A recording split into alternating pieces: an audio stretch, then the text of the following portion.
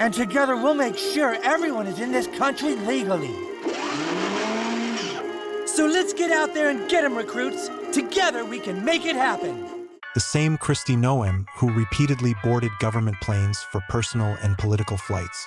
The same Leavitt who interfered in the process to help her daughter obtain a real estate appraiser license, even though she initially failed to qualify. So, Christy, it's not that there's nothing to criticize you for. There are too many reasons, and it's hard to know where to start. The latest episode of the animated series literally hit the nail on the head. It forced the head of the department to publicly respond to his own caricature and brought old scandals back to the agenda. The new season of the show doesn't cut anyone any slack. The creators seem to be deliberately seeking out the most sensitive issues and never miss an opportunity to add another dose of satire.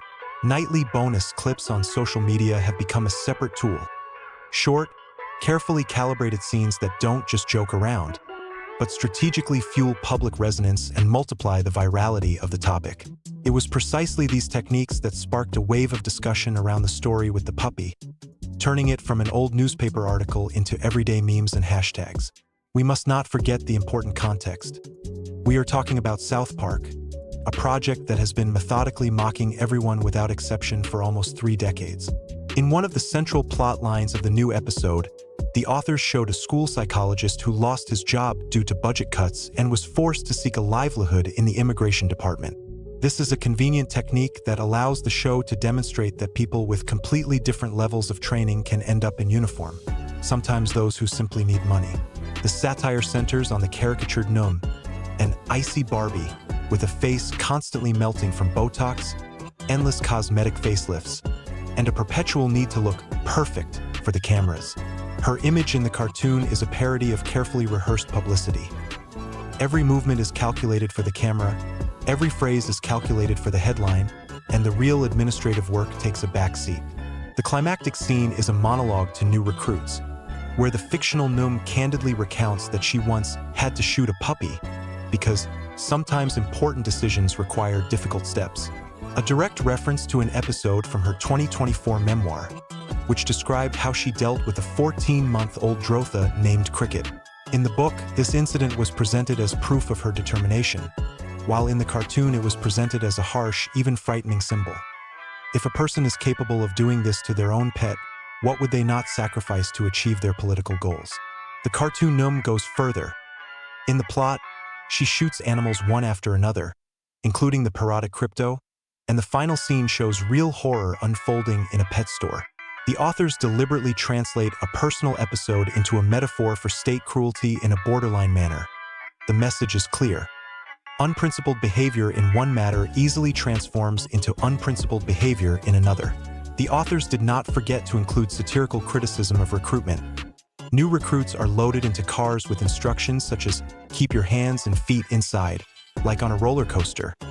Raids turn into theatrical performances, and one scene, the storming of a children's show, emphasizes how easily detention operations can turn into mass profiling. All this paints a picture of a depersonalized apparatus where human life and dignity take a back seat to efficiency and spectacle. Noah's reaction was emotional. In an interview, she complained that the show lazily mocks women's appearance, and that only liberals and extremists do that. But her attempt to declare herself a victim only reinforced the effect. South Park does not take sides, it mocks everyone indiscriminately, and trying to absolve herself of responsibility for her public image by appealing to gender proved rather unconvincing. At the same time, some politicians decided to take a different approach. Some played up their appearance in the series as a sign of cultural status and even boasted about it on social media, shifting the tone of the discussion from offense to self-irony. The White House tried to defuse the situation by calling the series irrelevant, but views and discussions on the internet showed the opposite. Satire continues to shape perceptions of politicians faster and more widely than traditional reporting. This is where the new vulnerability lies. It is not so much failed decisions or scandals that undermine trust, but rather the ability of comedy to make a leader a laughingstock and shift the discussion to the cultural plane. Behind the scenes of this scandal, not only a cultural but also a serious corporate drama is unfolding. At the center is a large media machine for which South Park is not just a show, but an asset that brings in significant money and keeps subscribers on the platform. The premium deal, which has been widely discussed in the media, is seen not as simple support for freedom of speech, but as a pragmatic choice. It is more profitable to keep a project that consistently attracts viewers and generates revenue than to get distracted by ideological friction, risking losing the audience and alienating paying subscribers. The company's new management publicly defends the creators, not because it is an act of high civic position, but because it is the protection of a profitable resource that brings views and subscriptions. The show's media management skills are also worth noting. South Park used a multi-layered launch strategy. The main episode, followed by bonus clips, social media references, and short clips specifically designed to go viral. This allows the show to hold the audience's attention not just for one evening, but for several news cycles in a row, which ultimately sustains discussion and increases engagement. From a political point of view, it's like a press attack. The series didn't just throw out a joke. It launched a series of retorts, forcing the topic to live on in the news feeds longer than usual and forcing politicians to respond again and again. The reaction of political figures revealed a divergence in tactics. Some, like Noah, try to declare themselves victims and demand condemnation of personal attacks. Others, like the vice president, used their appearance on the show as publicity for their own recognition, turning potential negativity into PR. This behavior shows that media events are no longer just entertainment. They have become a tool for measuring political stability and the ability to convert any remark into an opportunity for public capital growth. Another interesting layer is the internal contradiction in rhetoric. When someone from their camp makes an offensive remark, it is often perceived as normal political struggle. When the same tactic is used against them, it is an attack on dignity and an offensive against women. Such selective outrage demonstrates the unevenness of standards and undermines the moral authority of those who proclaim them. The result is a paradox. Politicians who cultivate an image of tough decisions are particularly vulnerable when satire targets not their policies but their image, because image and the appearance of strength are often based on trivial social cues that jokes can destroy at minimal cost. Next is the technological aspect. Platform algorithms dictate the rules of the game. Content that provokes heated discussion is promoted higher, and satirical stories win in this algorithmic tournament. Thanks to this, even narrowly focused provocations can reach a wide audience, where a joke turns into a political narrative. For political strategists, this is a signal. The ability to work with meme culture and short content formats is no less important today than the ability to prepare press releases and conduct traditional briefings. But there are deeper implications. If comedy begins to perform the functions of public control, it raises questions about traditional institutions of journalism and oversight. On the one hand, satirists can draw attention to absurdities and expose logical contradictions in politics. On the other hand, their methods are subjective, expressive, and deliberately exaggerated. It is dangerous to view them as a substitute for investigative journalism. Nevertheless, in the short memory of the general public, the effect of humor often proves to be more powerful than dry facts. And here politics loses out to journalism in terms of its influence on public perception. In this regard, it is important to note the human factor. For many officials, the reaction to parody is an emotional instinct of self-defense. But the public arena requires a different discipline. The ability to turn criticism into a conversation about facts, to use humor or self-irony, or, if this is not possible, simply not to feed satire with an excessive emotional reaction. The practical lesson is obvious.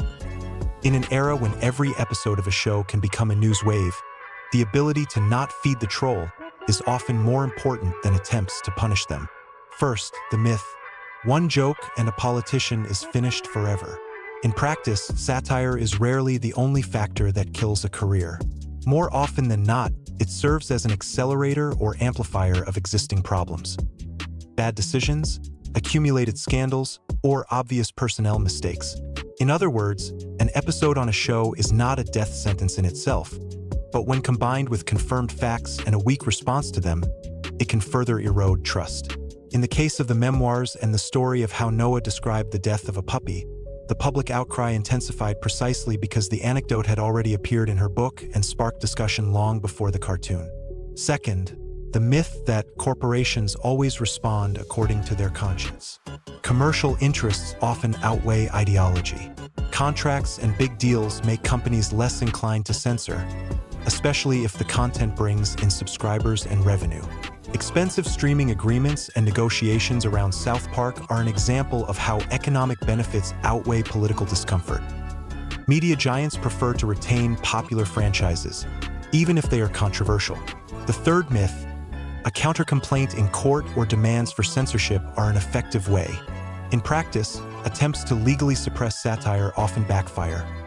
Attention increases, and the audience perceives such steps as an attack on freedom of speech. In addition, legal processes are slow and rarely block the viral moment. By that time, the cultural wave has already passed. Much more effective is competent communication.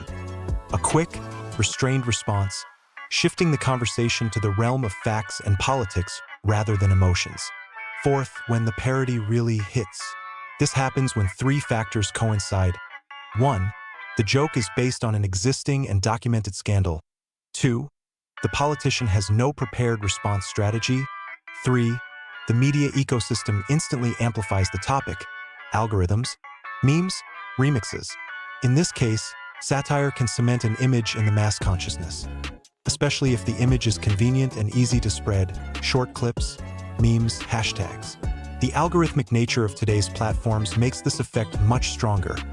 Content that evokes strong emotions is promoted more actively, and satirical episodes win the attention tournament.